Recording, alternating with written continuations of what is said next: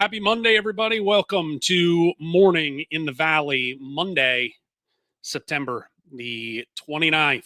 Hope you had a good weekend.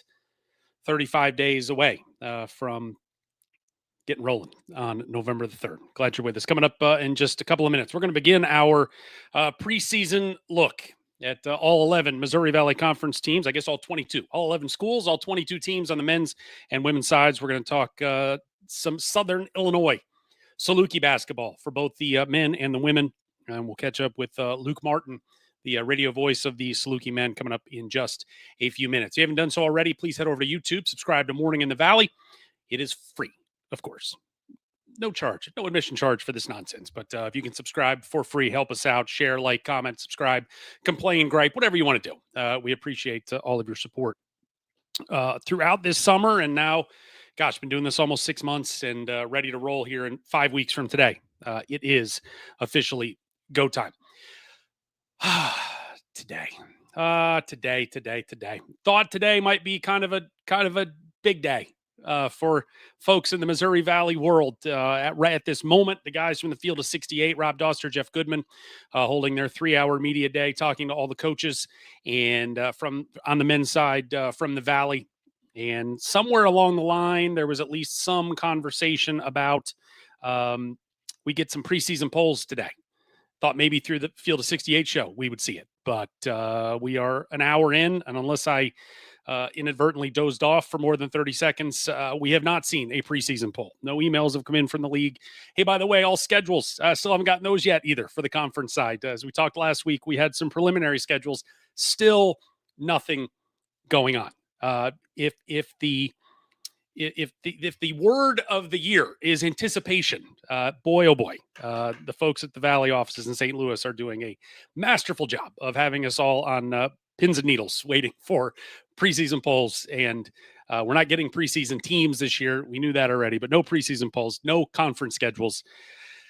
So we wait and we wait and we wait. One thing we do not have to wait for is our guest today. He is Luke Martin. He is not only the radio voice for both Southern Illinois men's basketball, for football, for baseball, but now Luke Martin is officially the assistant athletic director for broadcast services. And for the first time on Morning in the Valley, we welcome in a athletic director, even an assistant. How about that?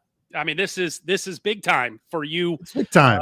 I mean, you're now a suit. I mean, there's no other way to look at it, and slumming it with the little people. So welcome, Luke Martin. Hey, it's good to be with you, Jeff. Yeah, anticipation, right? That is the word right now for everybody. Great anticipation. Ready for the schedule. I mean, we're almost in October and we still don't even know what the schedule is going to be yet. Yeah. I like when everybody on September 1st was getting cranky. I was like, look, it was September 20th last year. We've got time still. And yes, September 20th is now very much in the rear view. And, I said, I know last week preliminary schedules got sent out, and now we're in that, hey, we need some, we need everybody to make sure there's no oversights, no conflicts. And maybe this week, I'm surprised that we just haven't gotten, and again, this is like the most first world problem complaint thing of like, we turned in our ballots 10 days ago, and I was like, can we just get them? Can we get something? Some trickle of news out here at some point. I'm dying here, Luke. Just give me a crack. I don't even need the Ritz. Just give me a saltine. I'm hungry. All I know is I'm going to be sending an email to Kern and be like, how is More in the Valley not debuting all the schedules? I mean, that's what I want to know. I mean, I get Field of 68 and, those guys do a great job, but like I figure More in the Valley. I mean, what better way to start the morning than a conference schedule dump? I mean, let's go. From your lips to God's ears, Luke Martin. From your lips to God. I feel like if I called Mike Kern for anything right now, that my name in his phone is just listed under nuisance. So that's probably why we do not have any late breaking news here. I appreciate you tearing yourself away from your football duties to be able to again slum it with us today. It is practices have begun in Carbondale. Don't know how much time you've gotten with the football duties to stick your nose in the gym, but what's the general air around the program right now? Yeah. I mean, it's hard to believe that it's only been a week, Jeff, of official practice getting underway. Been able to, like you said, to step inside, at least to watch. And The energy level has always been good. You know you're going to have that, especially once you get into season mode.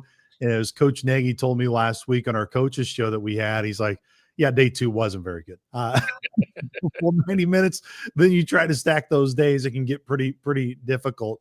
But to me, it's just, the things you want to see carry over from the summer. I think you've seen that carry over into the little bit in the fall that I've seen the conditioning. I mean, that's really the biggest change as you go from just really trying to get integrated on the court in your summer months to then once you get back on campus in August, a lot of focus is on your conditioning program, which is what SIU has been doing.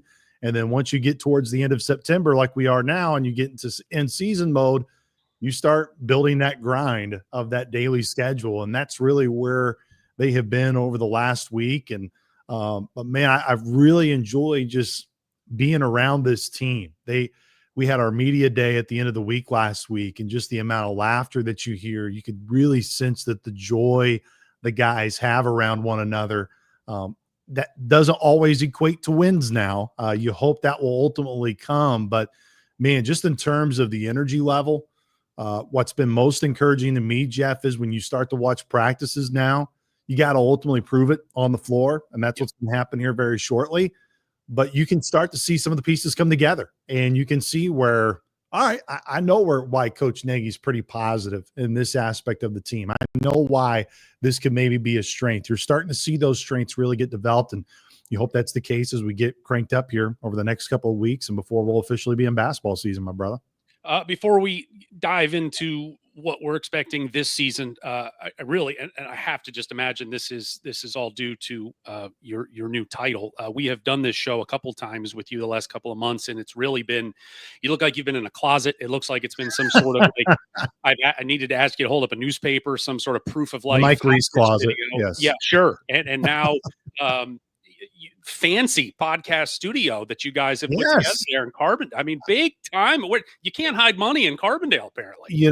I mean, Brendan Mullins, our mutual friend, just kept giving me crap and said, hey, when are you going to get a studio like Jeff Bidwell? So I'm like, that's what we've tried to do. I mean, I still got a ways to go to add a lot of stuff here around me, but I'm trying Brendan Mullins. I'm trying to be like Jeff.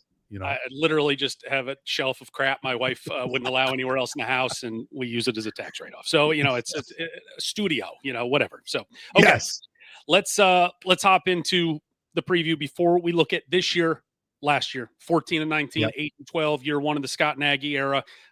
Get the buzzer beater to beat Indiana State and St. Louis before falling to the ultimate Missouri Valley Conference champ in Drake. With 6-7 months perspective on last year, what's the overriding feeling of the year as a whole, and then trying to spin it forward into this year?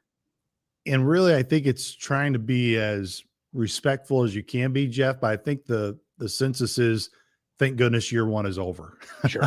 I think that's really the biggest thing you feel. And for a lot of reasons, I don't think the coaching staff is going to put all of it on the actual team. I mean, there was a lot of movement. This was the first time Coach Nagy didn't bring a ton of people with him from Wright State. Tay Gibbs was the only assistant that came with them. So you had a whole new coaching staff was new. You had a whole team and a roster where no one knew what the next day would really look like. I think that showed throughout the season, especially early on when this team was really trying to find its way. Man, some of those games early on in the season were really tough to sit through and go through and watch, definitely from a fan's perspective and those around the program. But give them credit. They did get on a run there in Valley play to make it look more respectable. I mean, it was on a tone where it was like, man, it's probably going to be the Salukis and the Bears towards the bottom of the league battling it out there when you looked at the start of that league schedule. And Southern, no doubt, I think earned respect as they went throughout the year. But now you've lost Kennard Davis Jr., who's now at BYU, and by most publications I've been reading, he may end up starting for BYU, which would be a tremendous accomplishment for Kennard. Obviously, Ali Deba, he has moved on. He got that extra year, but he's going to be at Texas A&M. So there's still a lot of unanswered questions right now for this Saluki team of where is that scoring going to come from? You assume guys like Isaiah Stafford who are coming in, and some of these new pieces are no doubt going to add to it. But in terms of what do you take away from last year, it's you need some continuity. I think we found that out throughout the league, Jeff. I mean, you can have a lot of pieces and guys, and look, even though Drake and Coach McCollum that group didn't have a ton of shared experience together in Des Moines. They had a ton of shared experience on a basketball court, regardless of where that basketball court was. You have to find that. And still with that, you have 6 returners from that team last year. I think all 6 for SIU that they wanted. They would have loved to have a few guys back, but the 6 that they got back, they liked those guys. With Damian Mayo kind of being the vocal leader, Drew Steffi, who's a Murray State fan favorite. We know we've talked about that. Jeff, he is back. And I think is no doubt going to make some strides this year. But you look at if Southern wants to be a team, I know we're going to get into that in a moment. But to me, if you have so much, or at least 6 guys coming back like SIU has, if you're going to be in the hunt, if you're going to be a team that's going to compete for a championship, one of those 6 guys, if not a couple, are going to have to be in the running for most improved player. Sure. Because out of those 6 guys, none of those guys who are coming back were what you were saying were dominant players a year ago. So if SIU hopes to be a team that's competing towards the upper half of the league, you're going to have some of those guys, 1 or 2 of them, I think, make that type of jump to clearly be guys throughout the league where you go, man, that guy just got so much better. When you look at the departures, and look, Jared Hensley graduates. You said Ali Deba, he goes to Texas A&M. Kennard Davis to BYU. Elijah Elliott, who, gosh, he was such a offensive weapon for you before he tears his ACL at Florida. Only played a handful of games, but I mean, those are 4 double-digit scores that you lose when you look back. If you could, and I guess we'll take Hensley off the table since he's graduated. But of the other 3, if there's one that's going to have, not that you could keep him, but more of like, boy, the skills he brought to the table, that is the biggest hole we have to fill. Who is it? Gosh, Kennard did so many great things. He showed his scoring ability last year, really for the first time at that high end of a level. But man, how he could affect a game defensively, Jeff, was just really remarkable. And I think that's really going to show at his days at BYU here upcoming this season. But man, Ali Deba could just score at such a high clip, and you could always count on it in his speed, especially his first step. Coach Nagy said it countless times last year that he's never coached a guy that had as quick of a first step as Ali Deba did. So I think those 2 I would put, because Elijah, we just didn't see a lot of him. And now losing him and not having a true point guard, that really affected this team last year. You've had me on your show multiple times. We don't have to rehash all of those things.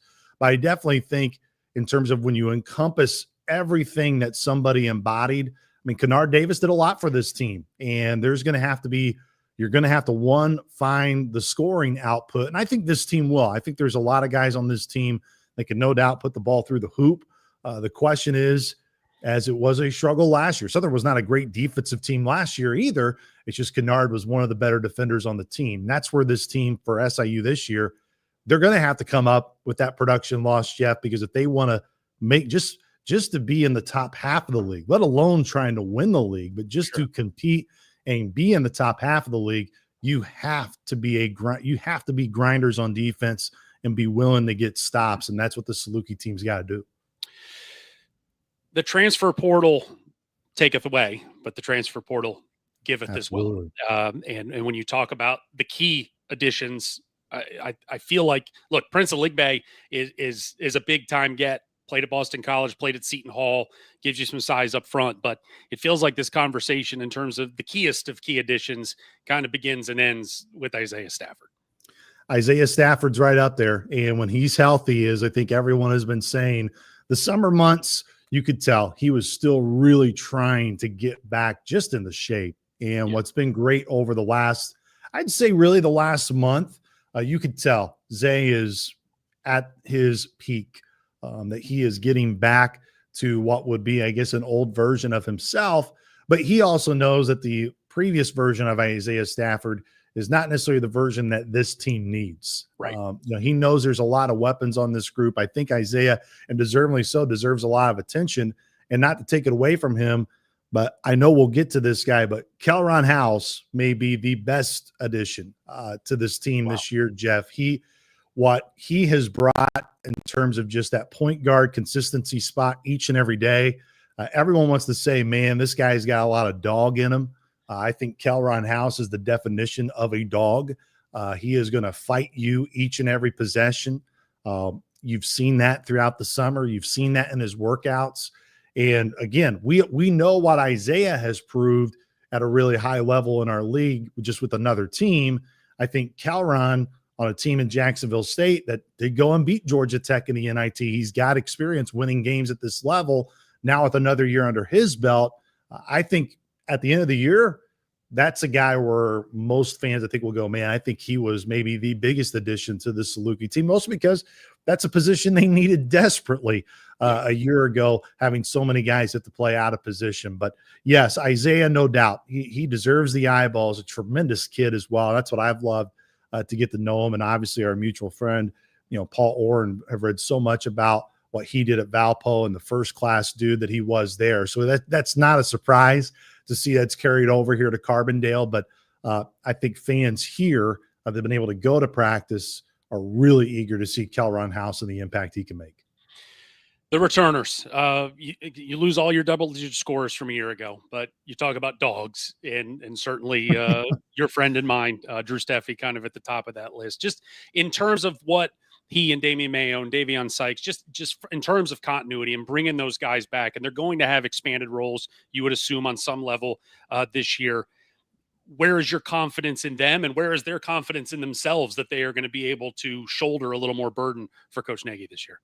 I would definitely say, Drew, you've seen his confidence grow a ton, and it has to grow. It grew throughout last year. The area that he still wants to get better at, and has said in countless interviews, I believe he did with you as well, Jeff, is he's got to get better defensively.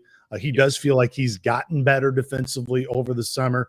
We know he can shoot it, and he's shown that ability. He hasn't shot at the level I know he knows that he can still shoot it at consistently. But Davion, who you bring up too, Davion can just do so much for this group. And when you look at guys who could make a massive jump, not that all of them can't make huge jumps, but because of Davion's size, because of his athleticism, because of his versatility, because of all the different things he can do for this team, he can rebound. He could be one of the better defenders on this team. Now, he's not necessarily going to be a guy that's going to go out, as we said, like Ali Deba or Kennard and get you 15 or 20 a night. Man, if he can stick to the script of just being one of those grinders, guys who are just going to absolutely just attack the boards relentlessly throughout the night, be someone defensively, he's going to embrace every challenge. It can switch 1 through 5. That is someone I really hope that you're asking me about come December when the league play gets really ramped up, of saying, man, Davion Sykes seems like he's made a major step because if he can, it opens up a lot of versatility within this team. They believe they have a ton of versatility. To have that versatility, I think Davion Sykes, Prince Oligbe, who you brought up, those guys are going to have to be those versatile guys for Coach Nagy, of where they have the ability to maybe go a little bit small without really hurting themselves defensively too. 9th in turnovers in conference last year, 12th in turning teams over, sort of a lethal combination. And part of that, not having a true point guard, probably impacted a lot of that. Is that a fixable number this year? Is that something that you think can be a substantial improvement? Well, going from 12th to 6th even, I mean, that can go win you games. Yeah, absolutely. I think that's the biggest talking point, Jeff, that the coaches have been making to the team this year is just you can't beat yourself in so many areas. You can't have so many self-inflicted wounds. And there were a lot of those last year that SIU had, and you very eloquently shared those numbers. And those are real numbers now. That's right. You could say, hey, you didn't have this, you didn't have that, but that's the bulk of your season. And that's where you hope having a guy like Kelron kind of leading the way offensively for you as a group at the point guard spot can share that, but also way more maturity. There's a lot of veterans on this team, and that's where, again, you talk about continuity. Even though may not be shared continuity together, these guys have had a lot of experience playing basketball, and you hope that ultimately will impact those numbers the most, especially once you get in the league play, because, man, these teams are so good. And sure. I really hope that the league lives up to the standard that it has been. When you've done a great job, Jeff, throughout the summer and ultimately here in the fall, doing a lot of the analytical stuff that Bart Torvik and all those sites put out of kind of the expectation of where the league looks like they'll be. And it looks like it's going to be a good year from an analytical standpoint. And you hope that holds true. But, man, you're going to have to clean those numbers. Any team that's in the bottom of the league in those categories, you're going to be the bottom of the standings. I mean, it's just so hard to be able to not be productive in those two categories. And like you said, it doesn't like you have to go from dead last to first. Right. If you can just get to the middle of the pack, that's going to give you so many more opportunities and chances and possessions to win games. The one thing defensively, you guys did really well last year, 4th in the league in keeping opponents off the free throw line, and then 4th in 2-point defense, just that interior size. I guess just on September 29th, where is the defensive optimism coming from with this bunch right now? Out of the guys that I saw in the summer come back in the fall, and to get to your number, what you were talking about, the interior defense, I don't know if I've seen anybody, especially during my time here at SIU, that has made such a jump like Jaheim Weber has. Jaheim Weber hasn't gotten a lot of publicity, mostly because in the summer, he redshirted last year, and then in the summer had a fluke injury that happened, couldn't do anything for virtually a month, Jeff. And I've been around guys who have gotten bumped in the summer, and when they have to sit out for almost a month period of time, don't want to say you stick a fork in most of those guys, but most of the time Sure. It's like they miss so much time and conditioning. By the time they even get caught up, you're almost already halfway through the year. And that's no joke or exaggeration there for those that have been around programs. But I'm telling you, when Jaheim came back in August, he was a different beast. And he was able to capitalize on about the last 2 weeks of the summer workouts. He's come back and been in great condition. Coach Watson and I, we share so much communication throughout the year. Rodney Watson, who does our broadcast with me. And look, our coaches have always said they love the depth that they can have in the interior. It was kind of one of those things as the summer was going along, like, can kind of see it, but I don't know if I fully buy that. Man, with what Jaheim has done, Rollins as well, with his improvement, Jorge Moreno has really made major strides, especially from a physicality standpoint and conditioning standpoint to stay out on the floor. Those are all areas now, Jeff, where I'm going again. That's one of the areas where I'm like, I can see that. I can see where that interior defense can really be a strength of this team.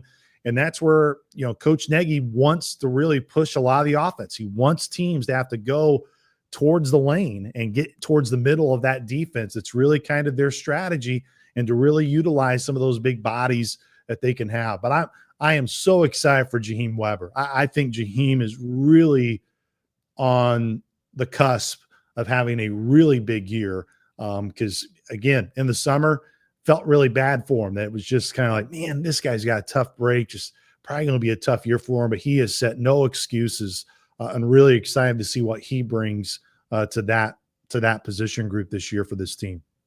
If there is one thing about schedules we've heard from every coach at this level forever, boiled down, scheduling is hard. 4 home games, I know that is not in the non-conference. That is not ideal in any stretch, but from the metric standpoint, it's kind of a home run. You get Kansas City, you get UT Martin, Little Rock, which look like they could be better. Their best players out for the year, so that's suddenly now those are absolute gots to have at home. Keep your home folks happy, but take care of business. Your Jacksonville MTE is I kind of described it like it was the MTE musical chairs, and the music stopped and you had 10 schools that kind of looked around like, I don't have anything to you. Let's go to Jacksonville. And so you're going to get Delaware and UAB down there. UAB could be a quad 2 type game for you. Your heavy lifting's coming on the road, and to go to Memphis and Nevada and High Point and Richmond and North Dakota State, those are your opportunities. And everything I've talked about is, this whole summer, everything's through the prism of, we need multi-bids. We need metric, quality type of games. Those 5 road games are maybe as good top to bottom as anybody in the conference of the challenges that are there, but they are not, you're not going and playing Duke and North Carolina and Purdue. Those are games you can go get. It's just a matter of, can you be healthy when you get there and play your best and go pick off a few of those? Yes, and I've been hinting a lot in these interviews, Jeff, of how this team really enjoys being around each other. Well, you're going to find out when you're on the road that much. Yeah. There's going to be a lot of travel, as you described. The Saluki radio travel budget has definitely gone up I can only this imagine. year. I can only imagine.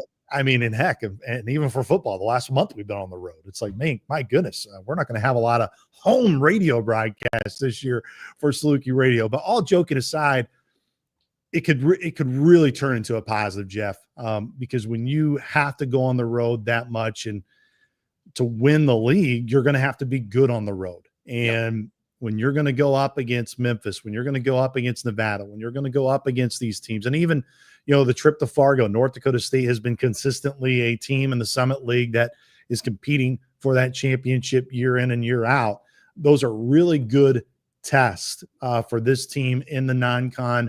And if this team truly enjoys being around each other, I think being on the road is only going to increase that bond for this group. And then ultimately, as we get into the Valley schedule, I know the Valley schedule isn't public yet. It's going to come out here at some point, but the little sneak peek that I have been able to get at for SIU, it's going to be a really tough start to that league schedule. So, I mean, it's one of those areas, Jeff, where, all right, you just got to go play the games. And for this team, they're ready to play. I think everybody, well, the coaches will say they're not ready to play, but the players are ready to play. They're ready to go out there against somebody else. They're tired of going up against one another.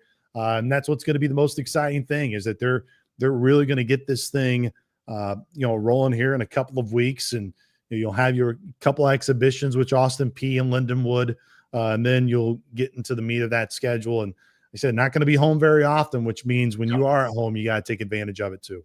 All right, a couple rapid fires. I've kept you a little longer than I wanted to this morning. Hey, Under the radar. for you, Jeff. Bless your heart. Bless your heart. Until it's season, and then we're pushing each other. Oh yeah, of course. 100%. Yeah. Under the radar guy this year that maybe Saluki fans may not have top of mind right now, and you might have tipped your hand a little bit. I think Jaheim Weber. Yeah, I mean, I think Jaheim Weber. Now, I think fans are excited for him, but for a guy that redshirted last year, didn't get any time on the floor, and what I have seen early on, I think Jaheim Weber could really be a key guy for the Saluki team this year. Biggest concern coming into the year? I think biggest concern, is no doubt just the continuity piece. These are guys, you do have 6 returners coming back, but if you want to be the team that you want to be, Jeff, I don't think all of those 6 guys can't be your best players. Yeah. You're going to need those impact guys that come in and make an impact, and how do they gel? I think those are the biggest questions. Biggest optimism coming into the season?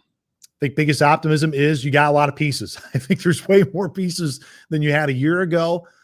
Still maybe not a ton of quote unquote true depth at the point guard spot once you get past Kelron, but I think there are guys, whether it's Isaiah, whether it's others, that can still use that role and switch guys through when you look at their positions on the floor. But to me, there is way more depth with this team than you had a year ago. Blue Ribbon Yearbook had the Salukis 6th in their preseason poll. What's the ceiling for this team? And maybe more broadly, February 1st, does this team have the goods to still be in the conversation for a conference championship?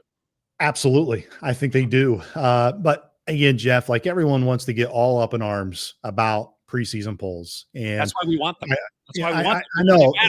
I get it. It's great for fans, but it's like, look, I think we all know Illinois State pretty much almost a consensus preseason number 1.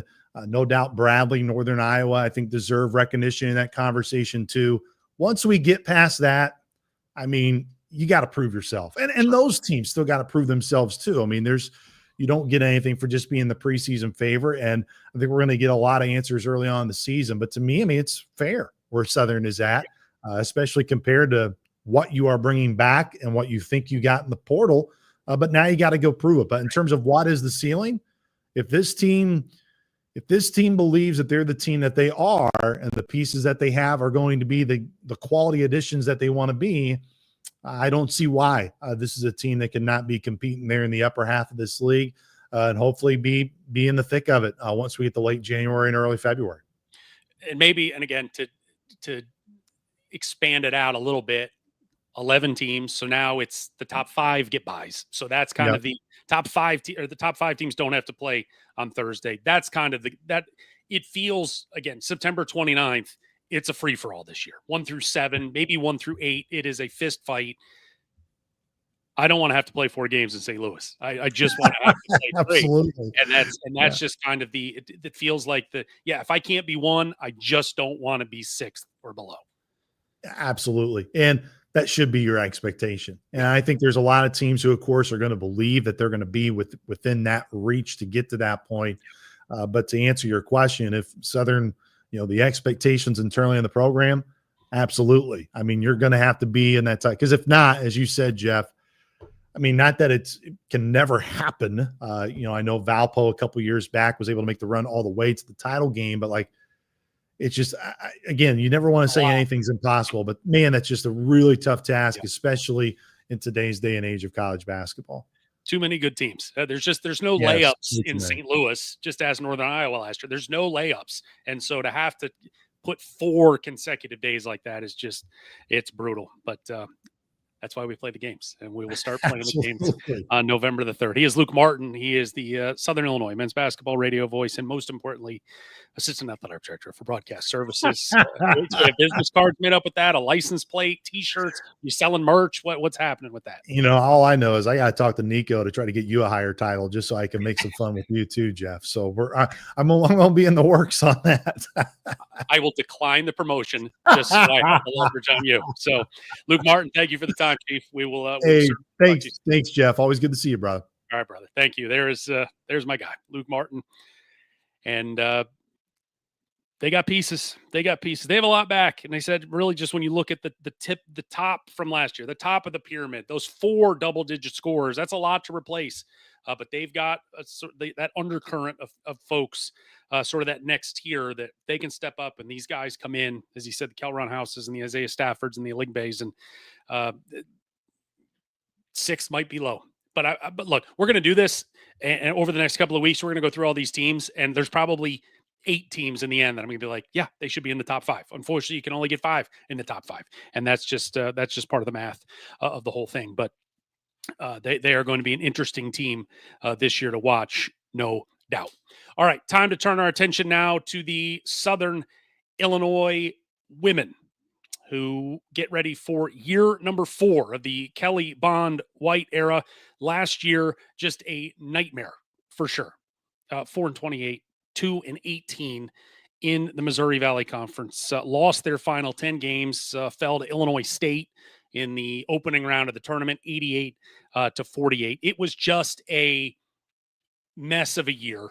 And so much of it just turned into the situation, as I like to say. I mean, they were taking a sport to a gunfight. I mean, they just didn't. They were so beat up and they were so hurt. I mean, they had 3, Karis Allen did not play, lost to a season-ending injury.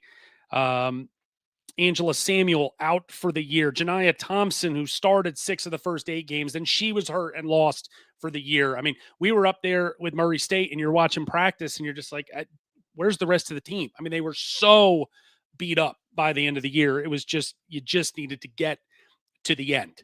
And thankfully, I guess mercifully they did. And now it's trying to rebuild and trying to get ready for year 4, and an important year, certainly for Coach Bond White, for this program. It is the last 3 years. It has been, one step back.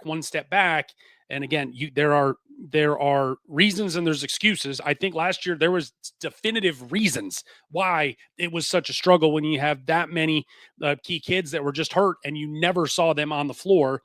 And this year now, it is a bit of a rebuild, but they have a lot of pieces back, including those 3 kids that were hurt last year. That's almost found money that you bring them in as almost recruits, but you didn't have them a year ago, and now you do. And how much of an upswing can that be for the Salukis? Time will tell. When we talk about departures, there is no more key departure, period, hard stop, than Gift Uchenna. She was unbelievable last year. 14.5 points, 12.8 rebounds per game. One of only 2 players in America last year that had those numbers. She went into the transfer portal at the end of the year, left for Wisconsin. Isabella Palmquist, who averaged 8 points a game. She was the 3rd leading scorer on the team. She was a freshman from Denmark. She has gone back to Denmark. She's playing there professionally now. But the Salukis lost 4 of their top 6 scorers from a year ago, but no more impactful player than Gift Uchenna, especially when you just look at all of their numbers last year were at the bottom, essentially at the bottom of the league. I mean, they were 11th in points per game in scoring offense, 11th in scoring defense, 11th in field goal percentage, 12th in field goal percentage allowed. Now, they were 12th in field goal percentage allowed. Murray State was 11th in field goal percentage allowed, and they went to the NCAA tournament. So that's not a complete death sentence of a statistic, but it was, again, at the bottom of the league. They were last in the Valley in three-point shooting. They were last in the Valley in three-point defense. But if there was one thing they were really good at, was rebounding the basketball. 7th in the league in rebounding, 3rd in the league in offensive rebounding. And a big reason is because of that young lady right there, Gift Uchenna. Again, she's gone. They're going to have to replace that work on the glass this year, and that is going to be a substantial piece of the puzzle for Kelly Bond White. When we talk about additions, this may be as impactful of an addition as we have seen as well in India Green, who spent a couple of years at Missouri State. Last year, she was at Georgia Southern. 12 points, almost 9 rebounds a game, comes in, brings physicality on the inside, and that's the one. She's the one that I think we can really point to as, I don't know that you can fully replace the numbers that Gift Uchenna put up, but India Green is going to do her best to try to duplicate that for SIU this year. When we talk about returners, they have their number 2 scorer back this year in Kayla Cooper. Cooper last year averaging almost 10 points a game. They've got Kai Nelson back as well. She averaged 6.5. But again, I think the part that is lost in this is that you get these 3 kids back as well who were almost just last year lost. And it was, Janiyah Thompson, who was averaging 6 points a game as a 5'10" guard, and it's size that's coming back too that I think is important. Karis Allen, 6 foot. Angela Samuel, 6'2". So you're just bringing an influx of size into this lineup and rotation for Kelly Bond White that hopefully will be able to, again, they're not going from 12th to 1st in these categories. But boy, if you can get back up into the middle of the pack, you're going to be able to win some games. And at least it feels, and we haven't seen anybody play a game yet, but it feels that the top of the league has settled a little bit this year. There was a definitive line in the sand last year between, we talk about the top 6, bottom 6. UIC was 7th, and I think we can put them in the top as, they were the only team in the bottom 6 to beat anybody from the top 6, and they beat the 2 co-champs in Murray State and Missouri State last year. But it just feels like they're settled a little bit. So how much can SIU come up from the bottom and maybe work their way up the ladder a little bit and see if they can compete for a middle of the pack spot this season? When we talk about the non-conference schedule for the Salukis, look, they need wins. They just need wins. They need confidence for this team this year. That's as much as what I believe. They got 5 home games. You've got 2 non-D1s. You've got Austin Peay, Western Kentucky, and SEMO. Western Kentucky last year would be a quad 3 game. The other 2 are quad 4s. Great. You're going neutral site games. You're going to play Winthrop and Arkansas. That's a Q3 and a Q4. And then on the road, you're going to be challenged at Mizzou. You're going to play Purdue Fort Wayne, who was a quad 2 last year, and then UAB is a quad 3. It's a manageable non-conference schedule. And that is what I think in the end is the manageable. I mean, you look at it, I think they can win more than half. I mean, you've got 5, 6, 7, 8, there's 10. We got 10 non-conference games. I mean, I think 5-5 is doable. They won 4 games all of last year. So going 5-5 in the non-conference would be a substantial win for them. And that's just win your home games. Win those 5 at home. Go steal 1 on the road or at the neutral site, and now you're at 6-4, and you're feeling like $1 million.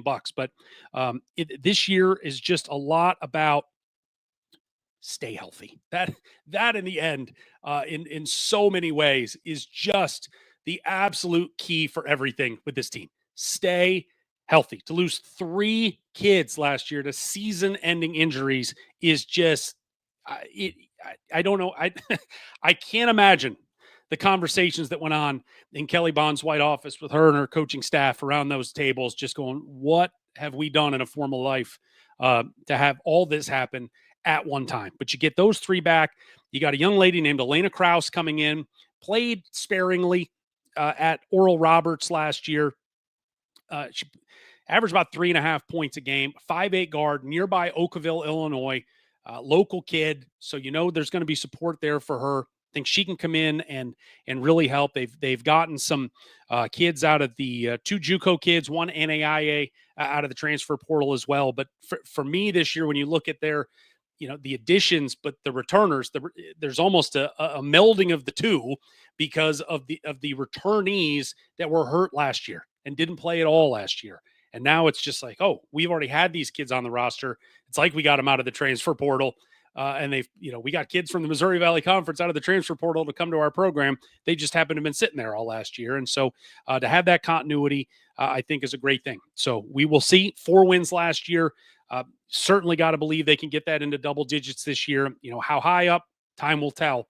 But that is where the Salukis will get going. I think that, again, the most important thing, win early, get some confidence, 5 home games in the early going, and we'll see how Coach Bond White and her Salukis can bounce back this season. Okay. Some other news and notes. We'll start with UIC's Danielle Middleton, who played for the Flames the last 2 seasons. She has signed her first professional contract with Club Deportivo Omega down in Chile. 2 years at Marquette, 3 years rather, at UIC. She averaged 10.5 points 2 years ago, 7.5 this past season. But congratulations to Danielle for signing her first professional contract there in Chile. Interesting. This was I guess the best way to put it, I don't know what the best way to put it was. Maybe sort of an accidental happening video as we wait. The presumptive number 1 team in the preseason poll in the Missouri Valley Conference, Illinois State, dealing with a little bit of injury issues right now as they had their first practice last week. Noah Powell, who is one of the higher ups there at Illinois State in their student journalism department, taking some video from their first practice. And what we saw was that Cameron Barnes, and you will see him in the back there, in a walking boot. And that's all the information we have on Cameron Barnes at this point, in uniform, but in a boot. 6'9" sophomore, played 17 games last year, averaged about 2 points per game, but certainly some interior depth for the Redbirds behind Chase Walker down the road. But Cameron Barnes injured for the time being. We hope to have an update on him at some point. The other most important part, I think, from that first practice was guys that had been dinged up to varying degrees. Ty Pence, Bowden Schoonberg, both practiced the whole time. And they're back, and they are ready to roll. Schoonberg, a guy that missed all of last year, averaged 14 points a game at North Dakota State 2 years ago. A huge addition for Ryan Peden's bunch this season, if he can stay healthy. Couldn't get through the summer, got dinged up. They, shut him down for a couple of weeks, and now he is back and, again, practiced fully. And so that is a huge plus and a huge addition there for the Redbirds of Illinois State. And finally, before we get out of here today, one old friend alert from our friends in Nashville and Belmont. Adam Barnes, who played for Rick Byrd from 2009 to 2013, went to 3 NCAA tournaments with the Bruins back in the day. He has been promoted to the assistant general manager of the New Orleans Pelicans. Barnes previously has been, it's a 7th year with the team. Previously was the director of college scouting for the Pelicans. He was the general manager of their G League affiliate, and now he has been promoted to the assistant general manager of the big club with the Pelicans. So congratulations to Adam Barnes. All right, that does it for this morning. And today's edition of Morning in the Valley, when we will have, there's 3 hours worth of Field of 68 Media Day coverage today. We will I will pound through that over the next day or so you don't have to watch the whole thing. We'll get have any news and notes from that coming up on Wednesday.